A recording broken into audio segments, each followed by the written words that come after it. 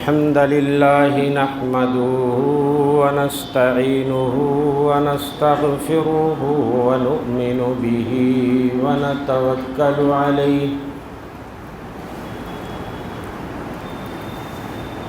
ونعوذ بالله من شرور أنفسنا ومن سيئات أعمالنا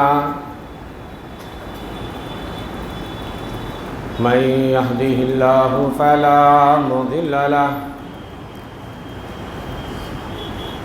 ومن يضلله فلا هادي له وأشهد أن لا إله إلا الله وحده لا شريك له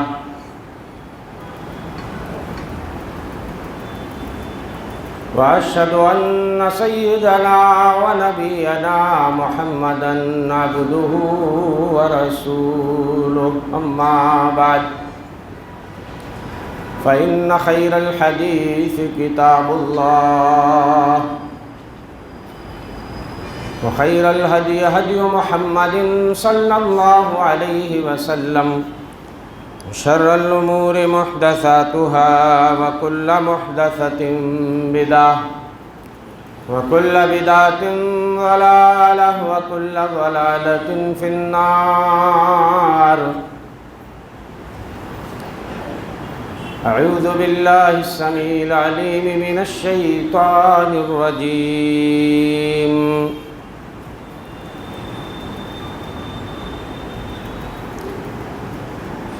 اقترب للناس حسابهم وهم في غفلة معرضون.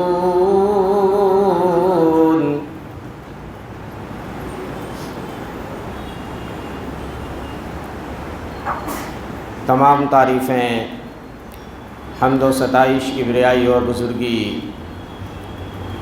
اس پاک پروردگار کے لیے لائق و سزاوار ہے جو سارے جہانوں کا خالق و مالک ہے، مربی اور پالنہار ہے. بعدہ بے شمار درود و سلام نازل ہو اس کے آخری نبی اور رسول جناب محمد مصطفیٰ صلی اللہ علیہ وسلم پر. خطبہ مسنونہ کے بعد میں نے سورہ انبیاء کی پہلی آیت آپ کے سامنے رکھی ہے. اللہ جل شانہ ارشاد فرماتے ہیں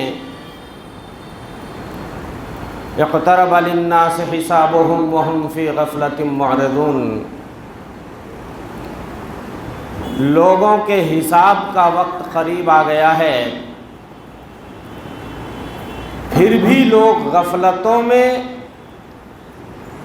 پڑے ہوئے ہیں، اعراض کر رہے ہیں.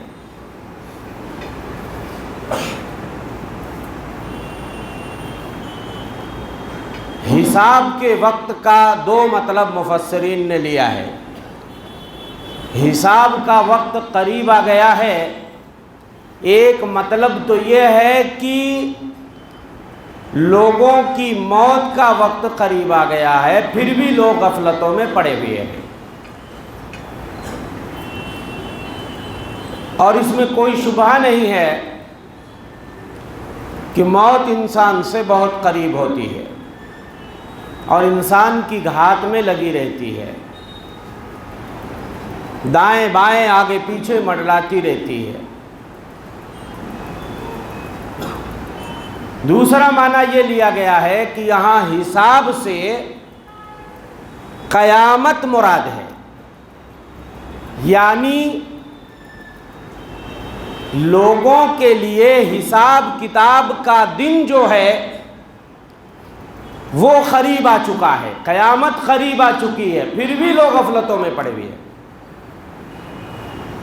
چاہے آپ موت مراد لیں چاہے آپ قیامت مراد لیں، دونوں ہی قریب ہیں اور دونوں کے قریب ہونے میں کوئی شبہ نہیں ہے. موت کا مشاہدہ سارے لوگ کرتے رہتے ہیں، اچھے خاصے تندرست لوگ چلتے پھرتے کھاتے پیتے سیکنڈوں میں دنیا سے رخصت ہو جاتے ہیں. قیامت بھی بہت زیادہ قریب ہے. قرآن میں اللہ نے جگہ جگہ قیامت کے قریب ہونے کا اشارہ دیا ہے. کہیں اللہ فرماتے ہیں اقتربت الساعۃ وانشق القمر، قیامت قریب ہو گئی اور چاند پھٹ گیا. کہیں اللہ فرماتے ہیں آزفت العازفہ، قریب آنے والی قریب آ گئی. کہیں اللہ فرماتے ہیں وانذرہم یوم العازفہ، لوگوں کو قریب آنے والے دن سے ڈرا دیجئے، مطلب قیامت سے ڈرا دیجئے. تو دوستو، قیامت کی جتنی چھوٹی نشانیاں ہیں تقریباً پوری ہو چکی ہیں. چند ایک کے بارے میں ابھی علم نہیں ہو سکا ہے جو انگلیوں پہ گنی جا سکتی ہیں. سینکڑوں نشانیاں پوری ہو چکی ہیں. دنیا اس وقت امام مہدی کے انتظار میں ہے. امام مہدی جب دنیا میں تشریف لائیں گے اس کے بعد بڑی نشانیوں کا آغاز ہو جائے گا اور 10 بڑی نشانیاں دنیا میں ظاہر ہوں گی اور دنیا کی کہانی ختم ہو جائے گی. تو قیامت کے قریب ہونے میں ذرہ برابر بھی شبہ نہیں ہے. دوستو، یہ آیت کریمہ جو میں نے آپ کے سامنے رکھی ہے، یہ آیت جھنجھوڑ رہی ہے، زبردست تنبیہ ہے اس آیت کے اندر ان لوگوں کے لیے جو خواب غفلت میں پڑے ہوئے ہیں، جو اپنے رب کو بھولے ہوئے ہیں، جو آخرت کو فراموش کیے ہوئے ہیں، جو موت کو بھولے ہوئے ہیں. دوستو، یہ آیت ایسے لوگوں کو جھنجھوڑ رہی ہے، بیدار کر رہی ہے کہ او دنیا کے خطا کاروں، سیاہ کاروں، غفلت کی نیند سونے والوں، تم بیدار ہو جاؤ اور آخرت کے لیے تیاری کرو اور کمر بستہ ہو جاؤ. امام قرطبی نے اپنی تفسیر میں اس آیت کریمہ کے ضمن میں نقل کیا ہے، نبی کے اصحاب میں سے ایک صاحب اپنی دیوار اونچی کر رہے تھے. ایک بندے کا وہاں سے گزر ہوا. دیوار بنانے والے نے پوچھا کہ بھائی بتاؤ، آج پیارے نبی پہ کوئی سورت، کوئی آیت نازل ہوئی ہے؟ گزرنے والا کہتا ہے ہاں، ایک سورت نازل ہوئی ہے جس کی پہلی آیت ہے اقترب للناس حسابهم وهم فی غفلۃ معرضون. لوگوں کے حساب و کتاب کا وقت قریب آ چکا ہے.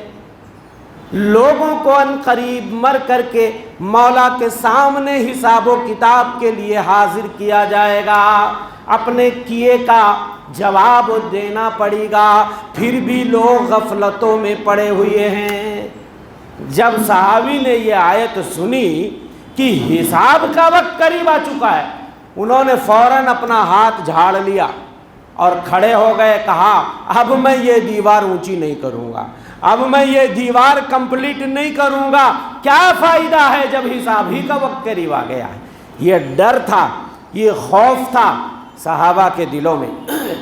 ایسے ہی حافظ ابن کثیر رحمۃ اللہ علیہ نے اس آیت کریمہ کے ضمن میں جو سورہ انبیاء کی آیت میں نے آپ کے سامنے رکھی ہے، حضرت عامر ابن ربیعہ کا واقعہ نقل کیا ہے. حضرت عامر ابن ربیعہ کے پاس عربوں میں سے ایک شخص مہمان وارد ہوا. انہوں نے مہمان کی بڑی تکریم کی، بڑی عزت کی اور بڑے اچھے سے مہمان نوازی کی اور اللہ کے رسول صلی اللہ علیہ وسلم کے پاس لے کر گئے اور ان کا تعارف کروایا اور آپ سے ملاقات کروائی. اللہ کے رسول صلی اللہ علیہ وسلم نے بھی ان کی بڑی ضیافت کی، مہمان نوازی کی اور بہت خوش اخلاقی سے آپ ان سے پیش آئے. اس کے بعد ایک دن وہ مہمان آ کے اپنے میزبان سے کہتے ہیں، پیارے نبی صلی اللہ علیہ وسلم مجھ پہ اتنا مہربان ہوئے، آپ نے پوری ایک وادی مجھے عطا کر دی. وادی سمجھتے ہیں؟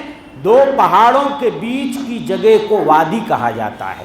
ایک پورا بہت لمبا چوڑا پلاٹ اللہ کے رسول نے مجھے عطا کر دیا. بڑا قیمتی پلاٹ وہ مجھے آپ نے دے دیا ہے. عامر، میں چاہتا ہوں اس اچھی زمین کا ایک ٹکڑا میں آپ کو عطا کر دوں، میں آپ کو بھی دے دوں. بڑی اچھی زمین ہے، بڑا اچھا پلاٹ ہے، یہ آپ کے کام آئے گا اور آپ کے بعد آپ کے بچوں کے کام آئے گا۔ حضرت عامر ابن ربیعہ کہتے ہیں او میرے بھائی میں یہ پلاٹ لے کر کیا کروں گا؟ لقد انزلت علینا اللیلہ سورہ اذہلتنا الدنیا، آج رات ایک ایسی سورت ہمارے نبی پہ نازل ہوئی ہے، اس سورت کو پڑھ کر کے ہمیں ایسا لگ رہا ہے کہ ہم نے دنیا بھلا دیا، اب ہمیں دنیا کی خواہش نہیں۔ لیکن یہ مطلب نہیں ہے کہ ہم دنیا سے ایک دم ہاتھ جھاڑ لیں۔ بھئی صحابہ کے جیسا خوف پیدا ہو جانا یہ تو شاید ممکن نہ ہو۔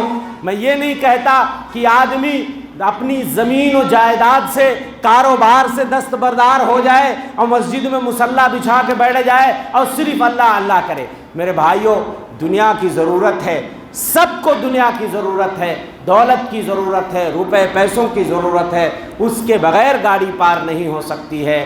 لیکن جب اس طرح کی باتیں منبر و محراب سے کی جاتی ہیں، او لوگوں دنیا کے پیچھے آنکھ بند کر کے مت بھاگو، او لوگوں غفلتوں سے بیدار ہو جاؤ، مطلب یہ ہوتا ہے اس کا کہ بقدر ضرورت ہم دنیا سے محبت کریں۔ دنیا یہ ضرورت ہے لیکن ہدف نہیں ہے، یہ ٹارگٹ نہیں ہے، ضرورت ہے یہ، تو ہم بقدر ضرورت محبت کریں اور اتنی ہی اہمیت دنیا کی ہم دنیا کو ہم دیں جتنی اہمیت کی یہ مستحق ہے۔ لیکن اس کے مقابلے میں اگر دنیا کو آپ آخرت سے کمپیئر کریں تو میرے بھائیوں یہ دنیا فانی ہے، چند دنوں میں کائنات کا، دنیا کا خاتمہ ہو جائے گا، یہ کائنات چورا چورا ہو جائے گی، ریزہ ریزہ ہو جائے گی، دنیا کی کہانی ختم ہو جائے گی۔ وہ آخرت ہمیشہ رہنے والی چیز ہے۔ اگر آپ ہمیشہ رہنے والی چیز کو برباد کر کے آپ ایک فنا ہو جانے والی، جلد ختم ہو جانے والی چیز سے اس قدر دل لگا لیتے ہو کہ اپنی آخرت برباد کر لیتے ہو تو یہاں سوالیہ نشان ہے۔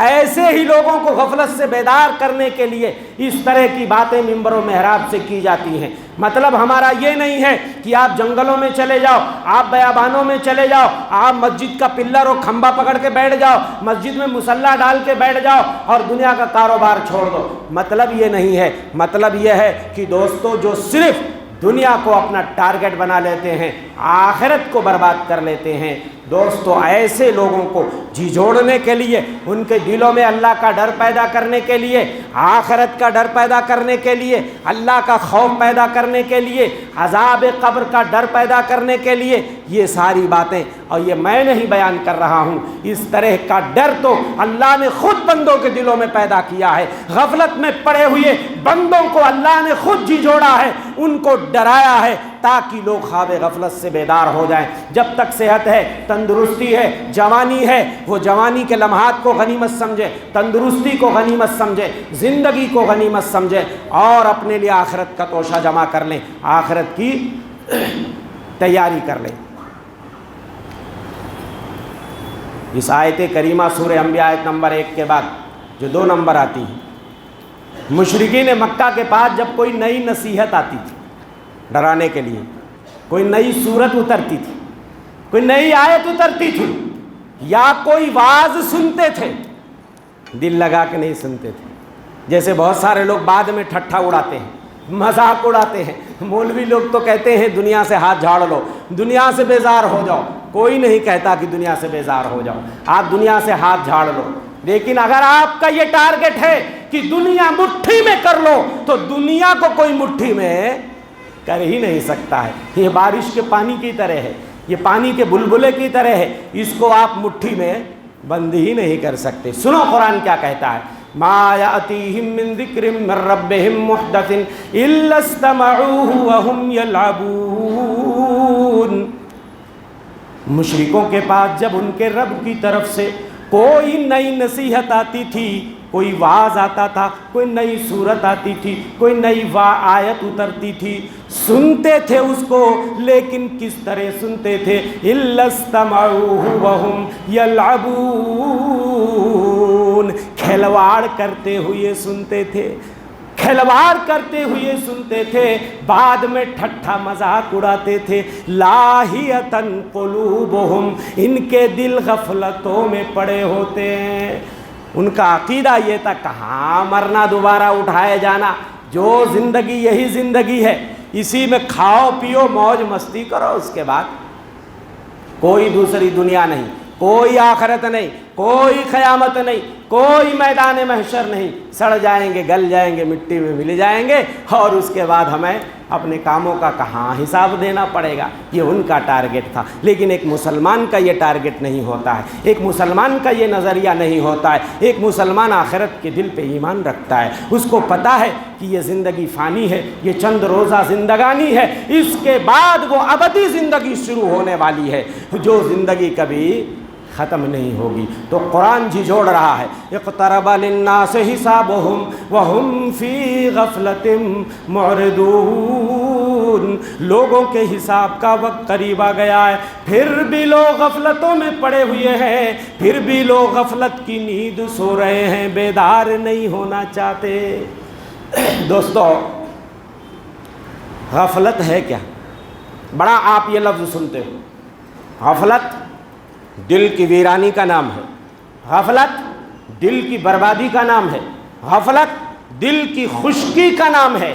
جب بندہ اللہ کو یاد کرتا ہے، جب بندہ آخرت کو یاد کرتا ہے، اپنے مولا کو یاد کرتا ہے، اپنے مولا کا ذکر کرتا ہے، رحمت الہی کی پھوار ہلکی ہلکی بارش کی شکل میں نازل ہونا شروع ہو جاتی ہے۔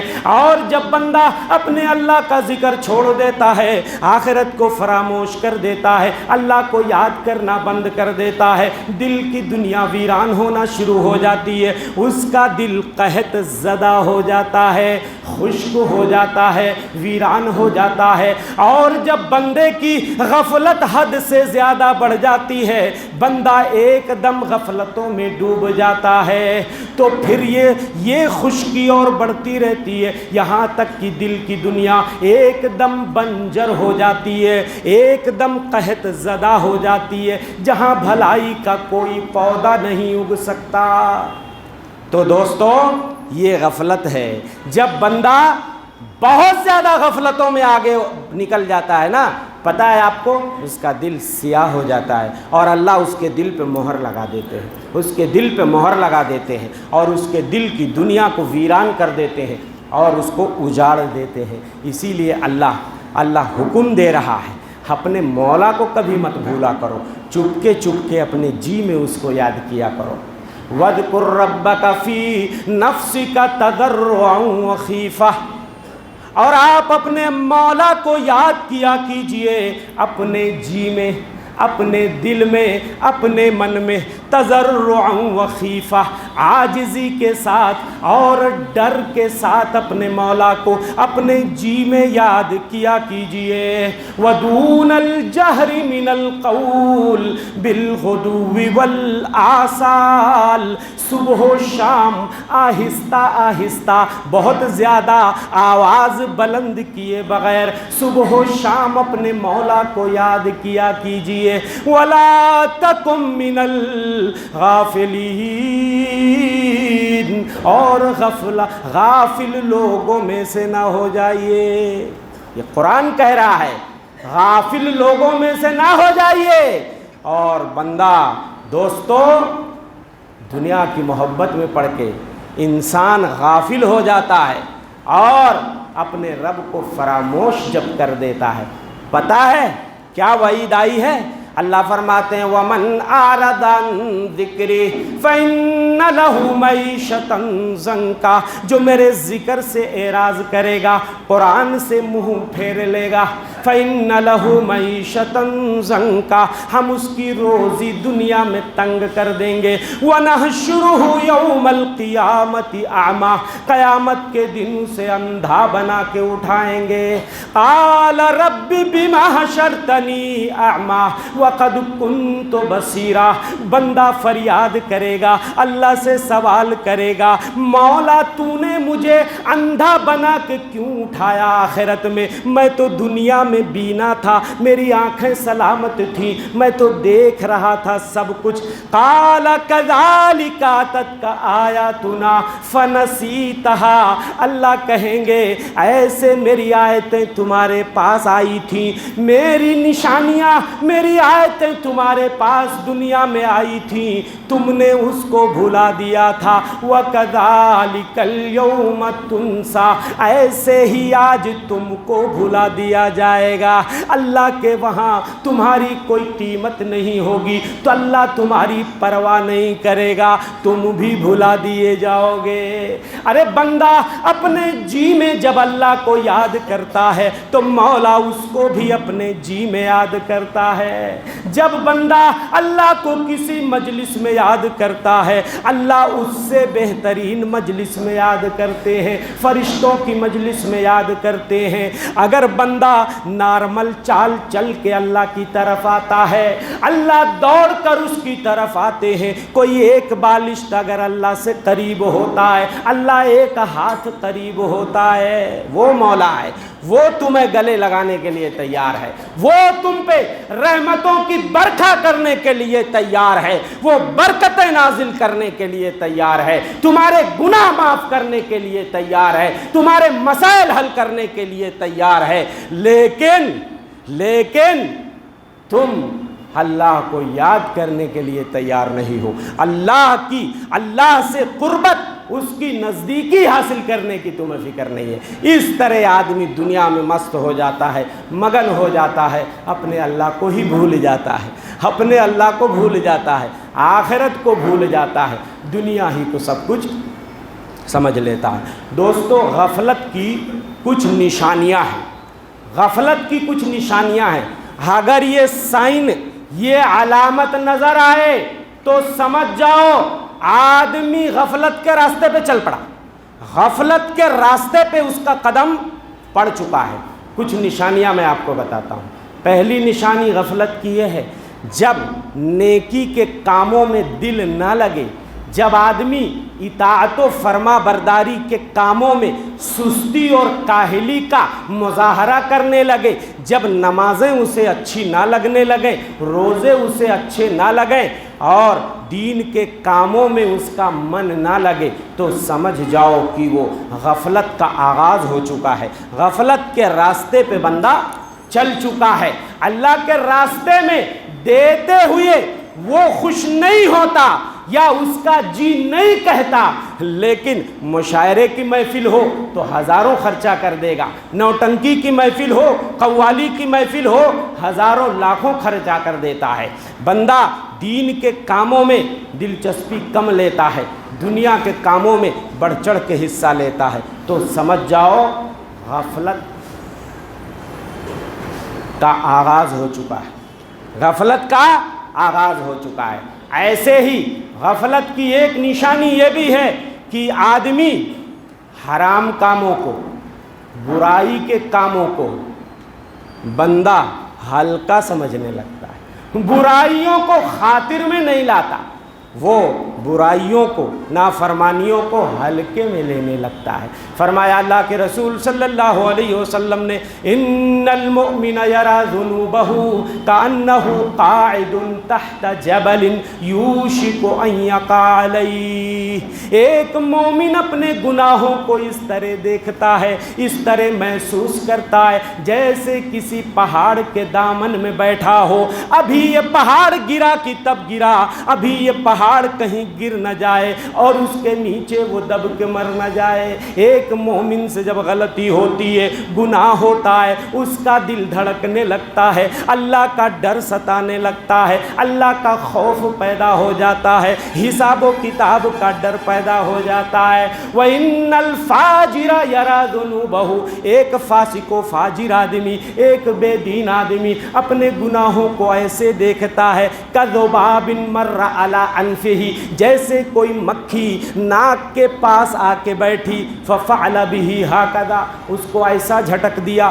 مطلب یہ ہوا اس حدیث کا، ایک فاجر آدمی اپنے گناہوں کو خاطر میں نہیں لاتا، گناہ پہ گناہ کرتا جا رہا ہے، اس کے دل میں ڈر ہی پیدا نہیں ہوتا، اس کے دل میں، اس کا دل سینوں میں دھڑکتا ہی نہیں ہے۔ اور ایک بات یاد کر لو، گناہ کرتے ہوئے، گناہ تو انسانوں سے ہی ہوتے، فرشتوں سے نہیں ہوتے، اور اگر ہم غلطیاں نہ کریں تو اللہ ہمیں مٹا دے اور ایسی قوم کو لے آئے جو غلطی کرے گی، پھر اب ندامت شرمندگی کا اظہار کرے گی، اللہ سے روئے گی، استغفار کرے گی، اللہ اس کے گناہوں کو معاف کر دے گا۔ تو غلطیاں ہو جاتی ہیں انسانوں سے، لیکن دوستو غلطی کرتے ہوئے انسان کا دل دھڑکے نہیں، اللہ کا خوف پیدا نہ ہو، اللہ کا رعب پیدا نہ ہو، تو میرے بھائیو یہ سمجھ جاؤ اس کا دل سخت ہو رہا ہے، سمجھ جاؤ اس کا دل سیاہ ہو رہا ہے، سمجھ جاؤ اس کا دل غفلت میں پڑ چکا ہے۔ اللہ جھنجھوڑ رہے ہیں ایسے لوگوں کو، کیا کر رہے ہیں؟ الم یعن للذین آمنوا ان تخشع قلوبہم لذکر اللہ، کیا مومنوں کے لیے یہ وقت قریب نہیں آیا ہے، ایمان لانے والوں کے لیے یہ وقت قریب نہیں آیا ہے کہ اللہ کے ذکر کے وقت ان کے دل نرم پڑ جائیں، ان کے دل سینوں میں دھڑک جائیں؟ ابھی بھی وقت نہیں آیا۔ پتہ ہے آپ کو، یہاں اللہ خطاب کر رہا ہے صدر اول کے مسلمانوں کو، اس زمانے کے مسلمانوں کو جن کو صحابہ کہا جاتا ہے۔ حضرت عبداللہ ابن مسعود کہتے ہیں 4 سال بھی ابھی نہیں ہوئے تھے ہمیں ایمان لائے، قرآن کی آیت اتر گئی کہ ایمان والوں کے لیے ابھی بھی وقت نہیں آیا کہ ان کے دل سینوں میں دھڑک جائے، اللہ کے ذکر سے نرم ہو جائے۔ سوچو جب اس دور کے مسلمانوں کے لیے اللہ یہ نازل کر رہا ہے، ہمیں اس کی کتنی ضرورت ہے، ہمیں اس کی کتنی ضرورت ہے۔ فضیل بن عیاض رحمۃ اللہ علیہ وقت کے بہت بڑے ڈاکو تھے، ڈاکہ ڈالا کرتے تھے۔ خراسان کے علاقے میں بڑی دہشت بیٹھی ہوئی تھی، لوگ راتوں میں ان کے ڈر سے سفر نہیں کرتے۔ یہ علاقہ فضیل بن عیاض ڈاکو کا ہے، لوٹ لیں گے رات میں، سفر مت کرو۔ ابی ورد اور سرخس کے بیچ کا جتنا علاقہ ہمارے بچپن میں بھی ہم سنا کرتے تھے، یہ سب چوری چماری اور ڈاکوؤں کا بڑا فیمس ڈاکو ہمارے علاقے میں ایک لطیف ڈاکو ہوا کرتے تھے، لوگ نام سے پہچانتے تھے، فلاں علاقے میں ایک ڈاکو۔ پھر وہ وقت چلا گیا، اس کے بعد کچھ دنوں سے راستے پرامن تھے، آدمی راتوں میں بھی سفر کر لیتا۔ اب نہ جانے کہاں سے ڈاکوؤں اور چوروں کی پوری فوج آ گئی ہے، اللہ جانے اس میں کتنی سچائی ہے۔ لوگ راتوں رات جاگتے ہیں، بیچارے گاؤں دیہات میں ایک آفت آئی ہوئی، آپ سب اس سے جوجھ رہے ہوں گے۔ میرے بھائیوں، چوری ڈکیتی بہت بڑا جرم ہے۔ اللہ کے رسول صلی اللہ علیہ وسلم فرماتے ہیں چور جس وقت چوری کرتا ہے اس کا ایمان سلامت نہیں ہوتا۔ لا یسرق السارق حین یسرق وہو مومن، چور جب چوری کرتا ہے ایمان کا نور نکل جاتا ہے، اس کے سر پہ چلا جاتا، دل میں ایمان ہوتا ہی نہیں۔ اللہ اکبر۔ بعض علماء نے کہا کہ ایسے، حضرت ابن عباس نے ایسے کر کے بتایا، دیکھو ابھی سینے میں ایمان ہے تو ایسے ہے، پوچھا گیا جب ایمان نکل جاتا ہے، زناکار جب زنا کرتا تو ایمان ایسے نکل جاتا ہے، چور چوری کرتا ہے تو ایسا کھول کے بتایا ایمان ایسے نکل جاتا ہے، جب وہ گناہ کر لیتا ہے اور اس کے بعد جب توبہ کر لیتا ہے تو پھر ایسے واپس آ جاتا ہے۔ اور ایک روایت میں آتا ہے کہ جس وقت زناکار زنا کرتا ہے ایمان نکل جاتا ہے، اس کے سر پہ چھتری کی طرح ٹنگا رہتا ہے، جب وہ گناہ کر لیتا ہے تو ایمان واپس چلا آتا ہے۔ اور ایک روایت میں لا ینتہب نہبۃ حین ینتہبھا وہو مؤمن، جس وقت ایک ڈاکو ڈاکہ ڈالتا ہے، گن پوائنٹ پہ لوٹ لیتا ہے، دن دہاڑے ڈاکہ پڑ جاتا ہے، جس وقت وہ ڈاکہ ڈالتا ہے اس کا ایمان ہوتا نہیں سینے میں۔ کتنا بڑا جرم ہے، سینے میں ایمان ہی نہیں ہوتا۔ اب اسی حالت میں اگر موت آ جائے تو دوستو، فضیل بن عیاض رحمۃ اللہ علیہ بہت بڑے ڈاکو تھے، ایک لڑکی سے انہیں عشق ہو گیا۔ ایک بار رات میں دیوار پھلاگ کر اس کے گھر میں جانے کی کوشش کر رہے تھے، वैसे भी डाकू, और डाकुओं का दिल कितना बड़ा। और आपको पता है जो दिन में लूट ले, किसी के घर में कूदने के लिए उसको क्या चाहिए? हाँ, वो तो हलवा है उसके लिए। तो दीवार फलाक के उसके घर में कूदना चाह रहे थे। कहीं से रात में कुरान पढ़ने वाले की आवाज़ आ रही थी, अलम यानी लिल्लदीना आमनु अन तख्शा कुलूबुहुम लिज़िक्रिल्लाह। क्या ईमान वालों के लिए अभी ये वक्त नहीं आया कि अल्लाह का जब जिक्र हो, अल्लाह का जब नाम आ जाए, अल्लाह की जब आयतें आ जाएं तो उनके दिल सीनों में धक धक करने लगे, उनके दिल सीनों में नरम हो जाएं। फ़ौरन दीवार से कूदे और तौबा किया, अल्लाह अभी तौबा करता हूँ चोरी डकैती और इस तरह के गुनाहों से, अल्लाह अब इसके बाद कभी ये जुर्म, हाँ अल्लाह ये वक्त आ चुका है। और जब वहाँ से जाने लगे यही दोहराते जा रहे हैं, हाँ अल्लाह वक्त आ चुका है, अल्लाह अब वक्त आ चुका है कि सीनों में दिल धड़क जाए मेरे मौला, सीनों में दिल नरम हो जाए मेरे मौला। और उसके बाद जाके एक झाड़ी में पनाह लेते हैं, सुस्ताने लगते हैं। वहाँ राहगीरों की एक टोली ठहरी हुई थी, एक जमात रास्ते में से जा रही थी मुसाफिरों की। रात होने के नाते उन्होंने पड़ाव वहीं करीब में डाला हुआ था, वो आपस में बातें कर रहे थे। फुज़ैल बिन अयाज़ भी वहीं करीब में छुपे हुए थे। लोग आपस में बातें कर रहे थे। कुछ लोग कह रहे थे चलो अपना सफ़र जारी रखें, अगली मंजिल पे चलते हैं। दूसरे लोग कह रहे ना ना ना, रात में सफ़र ठीक नहीं है, फुज़ैल बिन अयाज़ डाकू का ये इलाका है, लूट लेगा, यहीं रुको, सुबह जब होने लगेगी तब हम अपना सफ़र। कहने या अल्लाह मैं कितना ख़ताकार बंदा हूँ मौला, अब मेरे डर से लोग रातों में सफ़र नहीं कर पा रहे हैं मौला, मैं क्या मुँह दिखाऊंगा तेरे सामने, क्या लेकर हाजिर हूँगा, इतना मेरा रौब लोगों के दिलों पे बैठा हुआ है। अल्लाह ये कितना बड़ा जुर्म मैं कर रहा हूँ, आज के बाद मैं ये अहद लेता हूँ अल्लाह जब तक ज़िंदगी रहेगी हरमैन की खिदमत करके गुजारूँगा। पता है सीधे उठते हैं और हरमैन की तरफ जाते हैं, लक़ब मिलता है मुजावरुल हरमैन, खादिमुल हरमैन, हरमैन की खिदमत को लाजिम पकड़ लेते हैं, वहाँ के अइम्मा और उलमा से इल्म सीखते हैं और वक्त के बहुत बड़े आबिद व ज़ाहिद और मुहद्दिस बन जाते हैं, मुहद्दिस बन जाते हैं। तो दोस्तों अल्लाह का तक़वा, अल्लाह का डर, आखिरत का डर अगर दिल में पैदा हो जाए तो मेरे भाइयों कोई भी गुनाह करने से पहले इंसान का रोंगटा खड़ा हो जाएगा, उसका दिल लरस जाएगा, उसकी आंखें भीग जाएंगी। लेकिन जब मेरे भाइयों सीनों में दिल सख्त हो जाएं, जब दिल सख्त हो जाते हैं पत्थरों की तरह, तो समझ जाओ आदमी के दिल की दुनिया वीरान हो गई। आदमी पे नसीहतें असर नहीं करती हैं, लाख डराओ इस कान से सुनेगा, इस कान से निकाल देगा। कुरान कहता है सुम्मा कसत कुलूबुकुम, फिर तुम्हारे दिल सख्त हो गए, मिन बाद ज़ालिका फहिय कल हिजारा, ऐसे सख्त हो गए पत्थर हो गए।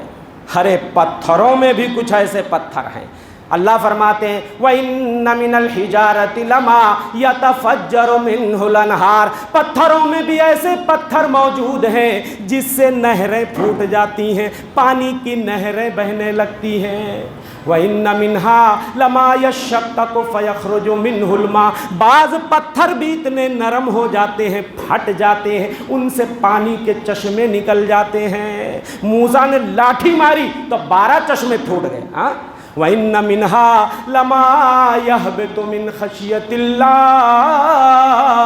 बाज़ पत्थर तो ऐसे होते हैं, पहाड़ की बुलंदी से अल्लाह का डर जब होता है, इस कदर रोब अल्लाह का तारी कि वहीं से धड़ाम से नीचे गिर जाते हैं। पत्थर भी मुंह के बल नीचे चले आते हैं अल्लाह के डर। आप कहोगे ये तो जमादात हैं, इनके अंदर तो जान ही नहीं है, ये क्या डरेंगे? आपको नहीं पता कायनात की हर चीज़ کائنات کا ہر ذرہ، انسان تو دور کی بات، جتنے نباتات، جمادات، حیوانات، سارے اللہ کی پاکی بیان کرتے ہیں، سارے اللہ کا ذکر کرتے ہیں، سارے اللہ کی تسبیح پڑھتے ہیں۔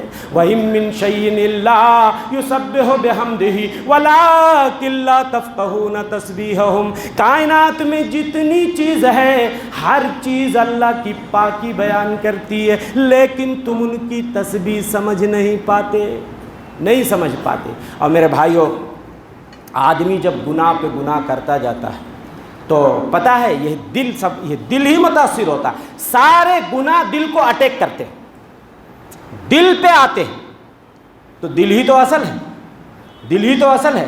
حدیث پڑھتا ہوں، تعرض الفتن علی القلوب کالحصیر عودا عودا، یہ جتنے فتنے ہیں، برائیاں ہیں، دلوں پہ پیش کیے جاتے ہیں، کالحصیر عودا عودا، یہ چٹائی جس پہ آپ بیٹھے ہو نا، اس کو حصیر کہا جاتا ہے۔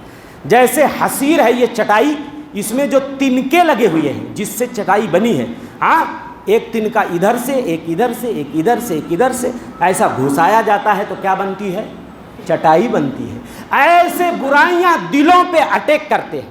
فَأَيُّ قَلْبٍ أُشْرِبَهَا، اب اگر بندے کا دل ان برائیوں کو سمیٹتا جا رہا ہے، کوئی بھی برائی ہے، تو بھی آ جا، تو بھی آ جا، تو بھی آ جا، میرے دل میں بہت جگہ ہے، ہاں، ساری برائیاں، چوری کے لیے بھی جگہ ہے، ڈاکے کے لیے بھی جگہ ہے، زناکاری کے لیے بھی جگہ ہے، بدکاری کے لیے بھی جگہ ہے، حرام خوری کے لیے بھی جگہ ہے، سود خوری کے لیے بھی جگہ ہے، اور رشوت خوری کے لیے بھی، ساری۔ تو جو دل تمام برائیوں اور فتنوں کو سمیٹ لیتا ہے اپنے اندر، نُقِطَ فِيهِ نُقْطَةٌ سَوْدَاء، اس میں کیا لگ جاتا ہے؟ سیاہ دھبا، سیاہ نقطہ پڑنا شروع ہو جاتا ہے۔ اور ایک روایت میں کہ جب بندہ ایک گناہ کرتا ہے تو سیاہ نقطہ لگ جاتا ہے، جب توبہ استغفار کر لیتا تو واپس دھل جاتا ہے، صاف ایک دم اجلا اس کا دل ہو جاتا، پھر بندہ گناہ کی طرف آتا ہے اور گناہ میں آگے بڑھتا چلا جاتا ہے، سیاہی بڑھتی چلی جاتی ہے۔ تو اللہ کے رسول فرماتے ہیں فتنے اور برائیاں دلوں پہ پیش کیے جاتے ہیں، جیسے حصیر ہوتی ہے، چٹائی ہوتی ہے، ایک ایک تنکے اس میں لگائے جاتے ہیں۔ جو دل ان برائیوں کو اپنے اندر سمیٹ لیتا ہے اس کے اندر سیاہ نقطہ پڑ جاتا ہے۔ وَأَيُّ قَلْبٍ أَنْكَرَهَا، اور جو دل ان برائیوں کو نکار دیتا ہے، ریجیکٹ کر دیتا ہے، چل میرے دل میں تیرے لیے جگہ نہیں، یہ دل ایمان کی روشنی سے جگمگا رہا ہے، میرا دل میں ایمان کا چراغ جل رہا ہے، میرے دل میں اللہ کی خشیت ہے، میرے دل میں اللہ کا ڈر ہے، تیرے لیے میرے دل میں جگہ نہیں ہے۔ جو دل برائیوں اور فتنوں کو نکار دیتا ہے میرے بھائیوں، اس کے اندر سفید نقطہ لگ جاتا ہے، سفید ہو جاتا ہے۔ اب لوگوں کے دل دو طرح کے ہو گئے، لوگ دو خانوں میں بٹ گئے، دو کیٹیگری میں لوگ بٹ گئے، دو طرح کے دل ہو گیا۔ ایک دل وہ ایک دم صاف شفاف اجلا، ایک دم صاف شفاف اجلا، اللہ کے رسول فرماتے جو دل برائیوں کو ریجیکٹ کرتا رہتا ہے، بھگاتا رہتا ہے، لا تضرہ فتنہ ما دامت السماوات والارض، جب تک آسمان و زمین ہے کوئی فتنہ کوئی برائی اس کو نقصان، سیف رہتا ہے، وہ دل سیف رہتا ہے۔ اور جو دل برائیوں کو سمیٹتا رہتا ہے وہ دل سیاہ ہو جاتا ہے۔ کیسا؟ اللہ کے رسول نے فرمایا والآخر اسود مربادا کالکوز مجخیا، دوسرا دل سیاہ ہوتا ہے، ایک دم کالا بھبوکا ہو جاتا ہے، جیسے آندھا پیالہ، ایک تو دل کالا اور ایک تو آندھا پیالہ۔ اب بتاؤ، کالا بھی ہے اور پیالہ آندھا ہے، آندھے پیالے میں ایک قطرہ بھی پانی نہیں رکتا۔ ایسے جب دل سیاہ ہو جاتا ہے جس میں اللہ کا ڈر نہیں ہوتا، تقوی نہیں، پرہیزگاری نہیں، خوف نہیں، خشیت نہیں، تو میرے بھائیوں کالا آندھے پیالے کی طرح ہو جاتا ہے۔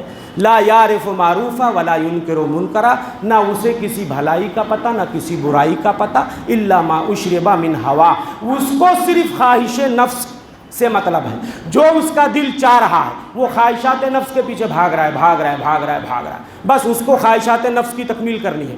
جو اس کا جی چاہ رہا ہے دنیا میں سب کچھ وہ پورا کر لے گا، اس کا جو ٹارگٹ ہے کوئی برائی چھوٹنی نہیں چاہیے، کوئی موج مستی چھوٹنی نہیں چاہیے، سب کچھ یہی کر لو الا ما اشرب من ہوا۔ تو میرے بھائیو اللہ کا ڈر پیدا کرو۔ واما من خاف مقام ربہ ونہى النفس عن الہوى فان الجنۃ هی المأوى۔ جو اللہ کے سامنے کھڑے ہونے سے ڈرتے ہیں، حساب دینا پڑے گا، ڈرتے ہیں دنیا میں اور نفس کو خواہشات کی پیروی سے دور رکھتے ہیں، فان الجنۃ هی المأوى۔ دوسری جگہ اللہ فرماتے ہیں ولمن خاف مقام ربہ جنتان۔ اللہ کے سامنے حساب دینے سے جو ڈرتے ہیں دنیا میں، کیسے اپنے اللہ کو منہ دکھاؤں گا، کیسے حساب دوں گا، کیا ہوگا کیا نہیں ہوگا، اسی ٹینشن میں رہتے ہیں۔ دو جنتیں ہیں، دو جنتیں ملیں گی۔ اللہ، ایک جنت اللہ کا ڈر ہونے کے ناطے، ایک جنت شہوتوں کو چھوڑنے کے ناطے، ڈبل جنت ملے گی، ڈبل باغ ملے گا، ڈبل محلات ملیں گے۔ تو میرے بھائیوں اس لیے ضرورت ہے کہ میں زیادہ کچھ نہ کہہ کر کے، وقت بڑا مختصر ہوتا ہے میرے بھائیوں، چاروں طرف آج برائیاں ہیں، فتنے ہیں جو دلوں کو اٹیک کر رہے ہیں، دلوں کو سیاہ کر رہے ہیں۔ ایسے میں ضرورت ہے کہ ہم اللہ کا خوف پیدا کریں۔ تقویٰ یہ وہ چیز ہے، اسی سے ہم کچھ کنٹرول کر سکتے ہیں۔ جو بھی برائیاں دلوں کو اٹیک کریں گی، اگر اللہ کا ڈر ہوگا، تقویٰ ہوگا، تو یہ تقویٰ برائیوں کو مار کے بھگا دے گا، یہ تقویٰ غالب آ جائے گا۔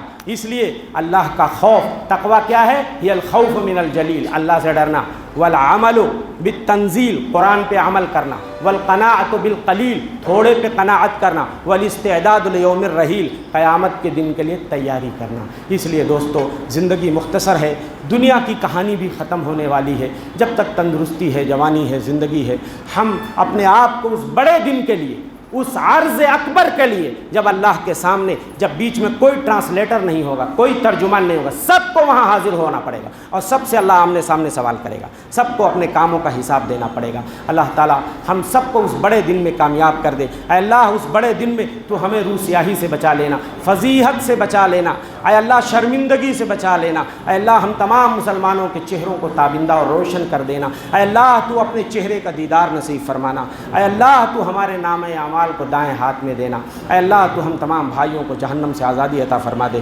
جنت الفردوس میں ہمیں جگہ عنایت فرما دے، اے اللہ تمام بہنوں کی خطاؤں کو معاف کر دے جو اپنا وقت نکال کر کے اس طرح جمعہ جماعت میں حاضری دیتی ہیں، اللہ سب کی قربانیوں کو قبول فرما لے اور انہیں جہنم سے بچا لے اور جنت الفردوس میں جگہ عنایت فرما۔ آمین وما توفیق الا باللہ وصلی اللہ علی نبینا محمد۔ بارک اللہ لی ولکم فی القرآن العظیم ونفعنی وإیاکم بالآیات والذکر الحکیم، انہ تعالی جواد کریم ملک رؤوف رحیم۔